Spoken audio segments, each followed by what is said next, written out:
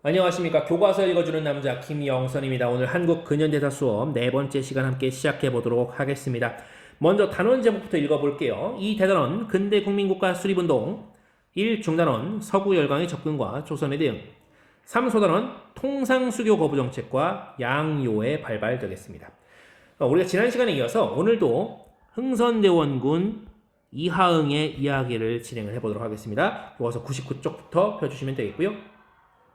학습 목표 한 번씩 가보도록 하겠습니다. 자, 흥선대원이 실시한 대외 정책의 방향을 설명할 수 있다. 우리가 지난 시간에는요, 모두 대내 정책들이었어요. 즉, 나라 안에서 실시한 여러 가지 개혁 정책들을 얘기했는데, 이번에는요, 그가 실시한 국외, 즉, 다른 나라에 대해서 어떤 정책을 폈느냐라고 하는 것을 우리가 볼 수 있겠고요. 그리고 아까 양요란 표현이 나왔는데, 오늘 좀 덧붙이는 게 나오네. 자, 병인양요와 신미양요의 전개 과정을 정리할 수 있다고 나와 있죠. 바로 양요, 양요라는 것이 두 차례 있었다고 합니다. 양요는요, 양인들이 와서 요란을 떨었다라고 하는 것이나 시끄럽게 굴었다는 겁니다.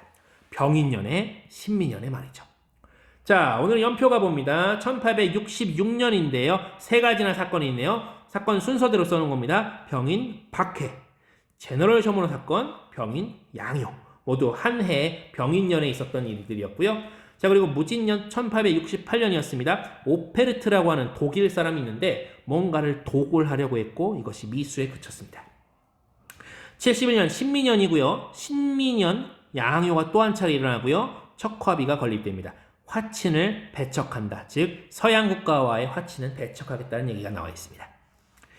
자, 오늘 용어 가보시면요. 오늘 중심이 바로 이겁니다. 우리 제목에서도 써있죠. 자, 통상수교 거부정책, 병인양요, 신미양요, 척화비 이 순서대로 우리가 좀 보도록 하겠습니다. 자, 첫 번째 가보면요. 당시 조선의 상황이에요. 이양선, 다른 모양의 배가 자꾸 출몰하고요. 사교, 이 사는 사악할 사자입니다. 사악한 가르침이 자꾸 유행한데요. 뭘 그렇게 사악하다고 했는지 우리 정리해 보도록 할 거고요. 1번 갑니다. 조선이 외침은요 소리 지르는 게 아니죠. 외국의 침략에 대해서 위기감이 높아진 까닭이 있었다라고 합니다. 바로 뭐였냐? 자꾸 이상하게 생긴 배가 출몰해요. 자, 그리고 이 1860년도에 러시아가 연해주를 차지하게 됩니다. 이게 바로 이 2차 아편전쟁의 결과예요. 2차 아편전쟁의 결과로 러시아가 연해주를 차지해요. 연해주는 근데 조선과 국경이 닿는 곳입니다.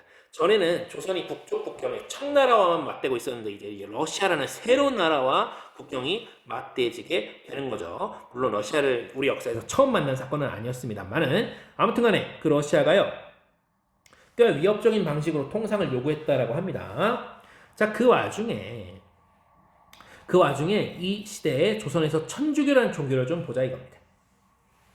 조선 정부가요, 천주교를요, 사교로 규정합니다. 즉, 사악한 가르침이다. 왜냐면 이 천주교는 신분제를 부정하거든요. 모두가 평등하다고 얘기하거든요. 근데 조선은 그렇죠. 양반 중심의 질서가 있는, 신분 질서가 있는 사회죠. 그러다 보니 뭐 평등하다는 뭐 이런 얘기를 다 막 나쁜 가르침으로 이제 하는 거죠. 얘기하는 거죠. 지금은 뭐 다 평등하다고 하지만 이때 당시에는 평등하지 않은 게 당연했으니까요. 자, 아무튼 그렇게 해서 공격을 해요. 정부에서 막 탄압을 하는데도 불구하고 계속해서 교세가 종교의 세력이 강화됩니다. 교세가 확장됩니다. 자, 그때 이러한 상황에서 흥선대원은 어떤 선택했느냐? 자, 외국이 쳐들어올 것 같아요. 천주교가 계속 확장되고 있어요. 자, 이런 상황에서 러시아가 통상을 계속 요구하는 거예요. 그랬더니 흥선대원이 의외로 프랑스 선교사를 통해서 프랑스와 교섭을 시도합니다. 프랑스의 힘을 끌어들여서 러시아를 막아보려는 그런 방책이었겠죠. 근데 잘 안 됐습니다. 그런 와중에 이런 사건들이 벌어지는데 왜 일어나느냐? 자, 병인년 1월입니다. 대박해가 일어납니다. 대박해. 큰 박해 사건이 일어났다는 얘기죠. 자, 그렇죠. 위에서 봤죠? 프랑스와 교섭이 실패하게 되죠. 그런 와중에 조선 유생들이 천주교를 더욱더 강하게 금지해야 된다라는 주장을 더 목소리 높이게 됩니다. 그런데 흥선대원군이 지금 위에서 프랑스와 교섭을 시도했다. 그 교섭이 실패했다. 이거 걸리면 안 돼요. 이거 흥선대원군이 유생들한테 걸리면 안 되는 상황이죠. 왜냐면 흥선대원군은 최고 권력자이기 때문에 어떤 정치적인 흠을 보이게 되면 바로 그냥 카운터, 즉 공격이 들어옵니다. 권력을 잃게 될 수도 있겠죠. 그러다 보니 아주 방귀 낀 놈이 성낸다고 나는 천주교도를 아주 싫어한다 라고 하면서 8,000명이나 되는 천주교도들 그리고 9명이나 되는 프랑스인 선교사들을 모두 처형하게 됩니다. 이때 하도 많은 목이 잘렸다고 해서 절두산이라는 곳에 절두라는 이름이 붙은 산까지 나오게 되죠. 절두산, 머리가 잘린 산이라는 뜻입니다. 자, 아무튼 이 사건이요 병인년에 일어난 박해라고 해서 병인 박해라고 합니다. 그 종교에 대한 박해, 핍박이 일어난 거죠. 자, 그런데 그해 여름에요 미국 배가 막 연어처럼 막 들이닥치는데 무슨 말이냐? 강을 막 거슬러 올라와요. 대동강을 막 거슬러 올라와요. 미국 상선 다시 적어봅니다. 제너럴 셔먼 호가요. 대동강을 막 거슬러 올라와요. 어디까지 오냐? 평양까지 와요. 평양까지 와서 거래하자라고 얘기합니다. 근데 평안도 관찰사였던 이 사람 꽤 중요합니다. 박규수라는 인물이 이 관민들과 함께 잘 점잖게 요구하면서 막 먹을 거 주고 막 착하게 대해줬어요. 선대했어요. 물도 주고 했어요. 근데 그날 밤에 제너럴 셔먼호 선원들이 공격하기 시작합니다.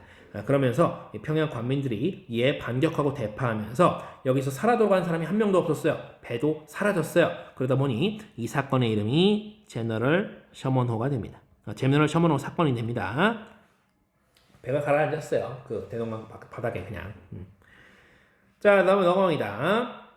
자, 다음은 양인들 그리고 도둑들 얘기를 하고 있어요. 양인들이 도둑질하러 온 이야기를 우리가 좀 보도록 할게요. 자, 첫 번째로 병인 양요인데요. 병인년 9월 서양인들이 와서 요란하게 걸다. 즉 병인 양요 맞죠?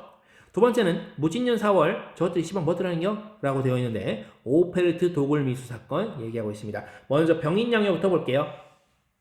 어느 나라 군대냐? 자, 프랑스 군대가요. 왜 왔을까요? 그렇죠. 병인 박해. 즉 프랑스인 선교사, 즉 프랑스 입장에서는 프랑스 사람이 죽었죠. 그리고 자기네가 전도하던 그 천주교 사람들 엄청 많이 죽었잖아요. 이를 구실로 조선을 침략하게 되고요. 한강 하구를 봉쇄하고 강화도 관청 광화부를 점령하게 됩니다. 근데 거센 저항에 부딪혀요. 문수사상을 지키던 한성근, 정족산성 지키던 양헌수 이런 사람들이 이끄는 수많은 조선군에 의해서 거센 저항에 부딪히게 되고요. 결국 이에 버티지 못한 프랑스군은 철수하게 됩니다. 근데 강화도에 들어왔잖아요. 당시에 강화도에 있던 도서관 외규장각이라는 게 있었어요. 이름이 외규장각이에요. 자, 외규장각의 도서를 싹 훔쳐갑니다. 그 중에는 뭐 직지심체요절 이런 책도 있었다라고 하고요. 또 중요한 문화재들을 많이 훔쳐간 거죠. 도둑들이 도둑들. 도둑들이 와서 훔쳐간 겁니다. 자, 그래 그 다음 도둑 얘기해 볼게요. 그 다음 도둑 오페르트라는 사람인데요. 이 사람은 독일 사람입니다.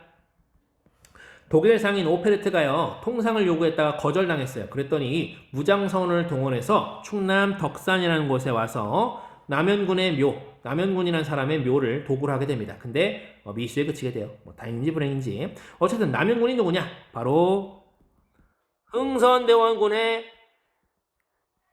아버지예요. 즉 흥선대원군의 아버지 묘에 들어가서 그거를 파내가지고 대체 어쩌려고 그랬는지 그렇게 자극을 하면 통상을 할 수 있으리라고 믿었던 건지 잘 모르겠지만 아무튼 어마어마하게 이 서양인들에 대한 이미지가 훨씬 더 나빠지게 되는 계기가 됩니다. 흥선대원 입장에서도 자기 아버지 묘를 이렇게 판다 그러면 굉장히 분노할 수밖에 없었겠죠. 자, 근데 양인들이 또 옵니다. 또 통상 수교 얘기하게 됩니다. 자, 볼게요. 자, 신미양요인데요. 신미년 4월 다른 서양인들이 와서 또 법석을 떠는 거죠. 자, 이때는요. 제너럴 셔먼호 사건 구실이 되겠죠. 제너럴 셔먼호 미국 상선이었죠. 이 사건을 구실로 해서 이제 또 통상을 요구해옵니다. 누가? 미국이. 흥선대원은 당연히 안 하겠다 그러죠. 거부하게 되고요. 이래서 미국은 예상했다는 듯이 바로 쳐들어옵니다. 강화도에 상륙해서 이곳저곳을 함락시키고요. 그러나 거센 저항에 부딪히게 됩니다. 바로 광성보라는 곳에서 어제연이 이끄는 조선 군인들의 결사항전에 부딪히게 되죠. 여기는 미국 본토가 아니잖아요. 그러다 보니까 여기 마냥 죽치고 있을 수는 없어요. 그리고 심지어 흥선대원은 계속 거부해요. 계속 거부하죠. 그래서 미군이 결국 돌아갑니다. 미군이 쳐들어왔다가 돌아갔네. 이겼네 라는 생각을 흥선대원이 하게 됩니다. 일종의 정신승리가 아니었을까 생각합니다. 엄청나게 많은 사람들이 거의 개죽음을 당하게 되죠. 미국의 신신무기에 의해서 말이죠. 자, 아무튼 간에 그 신미양요 이후에 흥선대원이 비석을 세워요. 그 비석의 이름이 바로 척화비 되겠습니다. 척화비의 내용은 뭐냐?